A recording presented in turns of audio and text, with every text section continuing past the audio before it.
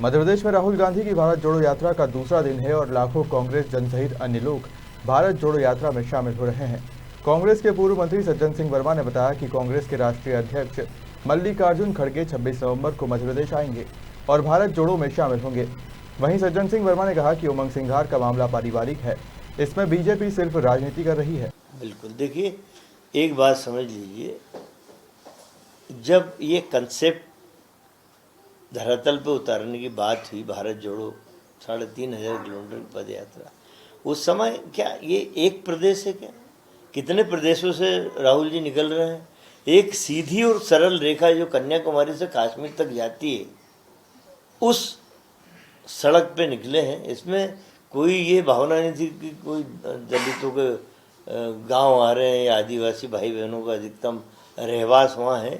ये सारी बातें मिथ्या हैं, इस तरह की कोई भावना नहीं। लेकिन ये हमारे लिए तो कांग्रेस जनों के लिए बहुत अच्छा है कि 23% आदिवासी भाई बहन मध्य प्रदेश में रहते हैं, 18% दलित भाई बहन इस पर, तो ये प्रदेश में एक बड़ी संख्या में है। और ये रूट जो बना है निश्चित रूप से हम लोगों के लिए बहुत ही अच्छा है, क्योंकि आदिवासी भाई बहन इंदिरा जी के अलावा किसी नेता को नहीं जानते थे और राहुल गांधी और प्रियंका गांधी में वही छवि है। तो हमें लाभ, ये यात्रा राजनीतिक नहीं है, लेकिन लाभ मिलेगा, लेंगे।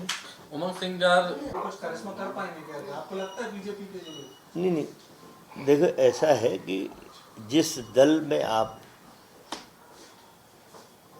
राजनीतिक रूप से प्रवेश लिए हैं उसके प्रति आपकी प्रतिबद्धता होनी चाहिए, और यदि आपकी पार्टी ने आपकी ड्यूटी लगाई है तो वहाँ जाके काम भी करना चाहिए, समर्पण के साथ, ईमानदारी के साथ।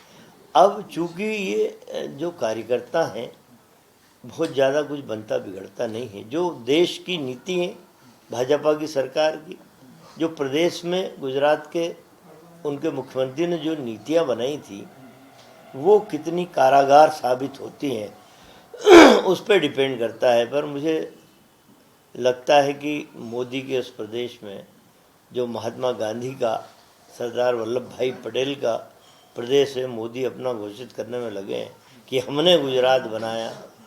अब वो रिजल्ट आएगा तब पता चलेगा कि आपने बनाया कि महात्मा गांधी और सरदार पटेल के सपनों का गुजरात। प्रियंका गांधी दूसरे स्टेट में नहीं दिखी, मध्य प्रदेश। हाँ, देखिए दो अलग अलग, मनोज चावला मध्य प्रदेश के उन लाखों किसानों की लड़ाई लड़ने के लिए एक तरफ हमारे प्रदेश के मुख्यमंत्री मुखिया जी शिवराज चौहान बड़े बड़े भाषण देते हैं कि किसान भाइयों बहनों घबराना मत, खाद की प्रचुर मात्रा, खाद की कोई कमी नहीं आने दूंगा।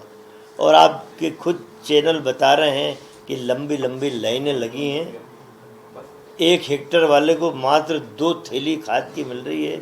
यदि ऐसे में कांग्रेस का विधायक अपने कर्तव्यों के प्रति सजग रह के, जब गोडाउन में भरी हुई है खाद और सरकार नहीं बटा रही, तो उसकी मजबूरी थी कि उसका ताला तोड़ के किसानों को खाद दे। क्योंकि भाषण में हम बोलते हैं किसान हमारा अन्नदाता है, लेकिन भाजपा किसान मार सरकार रहती है हमेशा। तो एक मसला मनोज चावला का ये हो गया। दूसरी तरफ उमंग सिंघार हैं जो पारिवारिक झगड़े में उलझे हुए हैं, और चूँकि FIR हुई है तो आदमी अपनी प्रोटेक्शन के लिए अपने वकीलों से सलाह करने के लिए कुछ दिन तो गायब हो ही जाता है। देवांचल एक्सप्रेस में भी कांग्रेस के मल्लिकार्जुन भी जो है मध्य प्रदेश में। जी, मैं प्रत्यक्षदर्शी हूँ। कल जब यात्रा महाराष्ट्र से बॉर्डर से प्रवेश मध्य प्रदेश की बॉर्डर में की, उस समय महाराष्ट्र के सैकड़ों हजारों लोग राहुल जी को मध्य प्रदेश बॉर्डर पे छोड़ने आए थे। वहाँ मध्य प्रदेश के हजारों हजार लोगों ने, महिला पुरुषों ने सुबह सुबह 6:30 बजे राहुल जी का स्वागत किया। और मैं जब रास्ते पे चला, ऐसा रास्ते का कोई गांव, कोई घर ऐसा नहीं था जहाँ महिलाएं बच्चे खड़े होके अभिवादन ना कर रहे हों। पूरे गांव की गांव सड़क पे थे, महिलाएं बच्चे अपने छज्जे पे, और बिल्कुल जिनके हाथ में फूल की पत्तियां, जो स्वागत कर सकते थे कई गांव के लोगों ने चाय के स्टॉल खुद लगाया कि भारत जोड़ो यात्रियों को हम कुछ सेवा दे सकें। तो हजारों लाखों लोगों का समर्थन, एक जन सैलाब राहुल जी के कदमों के साथ कदम मिलाता हुआ भारत की इन सड़कों पे, मध्य प्रदेश की सड़कों पे चल रहा है। प्रियंका जी भी ने वाले जो हैं उनको यात्रा में शामिल करना है और बेईमानी जो है इस यात्रा को बता। गजब बात है। झूठ बोलो, झूठ बोलो, जोर से बोलो, ये नारा बड़ा पुराना हो गया बीजेपी का। मेरा एक वाक्य भी बड़ा पुराना हो गया कि पहले भाजपाइयों की एक छोटी सी झूठ की दुकान थी, अब बड़ा जनरल स्टोर हो गया है। कितने घबराए हुए हैं भाजपा के नरेंद्र मोदी से शिवराज तक, इस भारत जोड़ो यात्रा से कितने घबराए हुए हैं यात्रा के प्रति। क्या भारत तोड़ो, कहाँ टूटा हुआ दिख गया भाई भारत। भारत तो तुम लोग तोड़ रहे हो, जाति पाति का जहर घोल रहे हो, देश की प्रमुख समस्याओं से लोगों का ध्यान मोड़ के जाति पाति धर्म मजहब ये बातें चल रही हैं। आज़ादी के 75 साल बाद उस जहर को कम करने के लिए राहुल गांधी चले हैं।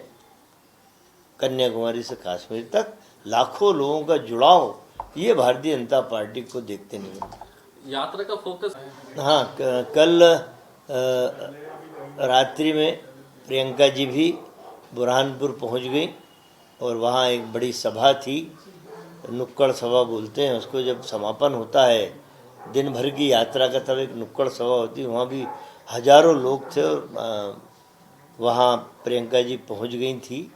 उनके पति रॉबर्ट वाड्रा, उनके बेटे भी साथ में, परिवार। और 26 तारीख को हमारे राष्ट्रीय अध्यक्ष कांग्रेस के मल्लिकार्जुन खड़गे जी भी 26 को इंदौर आ रहे हैं। उन्हें लेके हम लोग महू जाएंगे। वहाँ अम्बेडकर, बाबा साहेब अम्बेडकर की प्रतिमा पर माल्यार्पण करके राहुल जी भी वहाँ रहेंगे। इस प्रदेश के वरिष्ठ कानूनविद, अभिभाषकगण रहेंगे और एक विशाल जनसभा भी वहाँ पे है। तो मल्लिकार्जुन खड़गे जी उसमें शिरकत करने आ रहे हैं। साधुवाद, धन्यवाद। 18 साल के बाद उन बेरोजगारों की याद आपको आई जिन्होंने इस प्रदेश को और इस देश को बनाने का संकल्प लिया है। अब कितने लोगों को मिलेगी ये अलग प्रश्न है। अभी तो आंकड़े घोषित कर दिए उन्होंने कि हम 1 लाख लोगों को नौकरी देने जा रहे हैं। अब मैं तो कहता हूँ शिवराज जी को कोई विभागवार जो पद हैं उनका प्रकाशन तो करा दो, उनकी कापी हम लोगों को दे दो। विभागवार किस विभाग में कितने पद आप भर रहे हो, ये सिर्फ आंकड़े हैं। मुझे नहीं लगता कि इस दिवालिया सरकार कुछ नौजवानों को नौकरी दे पाएगी। चंद लोगों को दे देगी, पर इतनी नौकरी एक साथ देने का मादा इस सरकार में नहीं। रोजगार जुटाने के विकल्प में भी आज जो उद्योगपतियों से मुलाकात सीएम का नहीं, इन्वेस्टर समिट को लेकर जोरदार तैयारियां। ये बात ठीक है कि इतने साल के लंबे अरसे की सरकार को 18 साल बाद यदि याद आ रही है अपने प्रदेश के नौजवानों की, तो भी मैं उन्हें साधुवाद देता हूँ।